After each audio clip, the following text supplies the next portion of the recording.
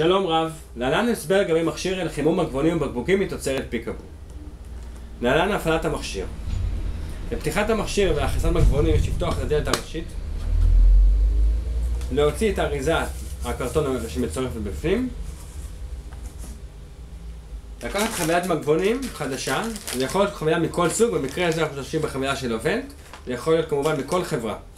פותחים את הפלסטיק של המגבונים, אפשר להוציא אותו לחלוטין או להדביק אותו הפוך כפי שאני עושה כאן.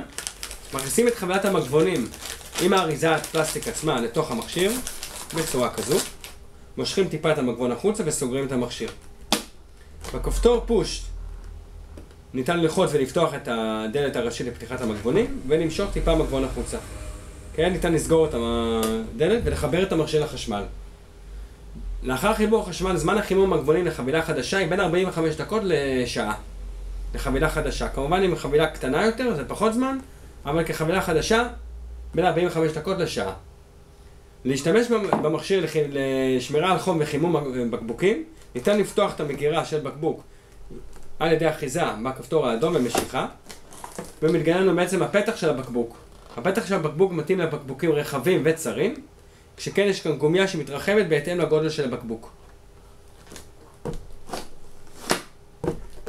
כדי למנוע התייבשות של מגבונים וליהנות כל הזמן במגבונים לחים ורעננים, יש לשמור כל הזמן על הפתחים סגורים. במידה ואנחנו משתמשים בבקבוק, יש לשים בקבוק בתוך הפתח. במידה ואין בקבוק בפתח, יש לסגור כל הזמן את המכסה.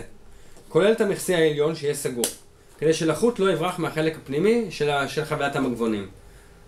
במידה ומרגישים שיש התייבשות של מגבונים, ניתן להוסיף כל פעם פקק 2 של מים רגילים, וזה בעצם מוסיף לחוט חזרה לתוך חבילת המגבונים, והמגבונים נהיים שוב רעננים ונוחים לשימוש.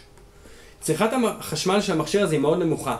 זה בין 12 ל-13 ואט לשעה, שהמכשיר הוא נחשב למכשיר מאוד ידידותי. במידה ויש יציאות ארוכות מהבית, אנחנו ממליצים בחום לנתק את המכשיר מהתקע, שכן בכל זאת מדובר על מכשיר חימום, וזה לא דבר בטוח להשאיר מכשיר חימום ללא השגחה.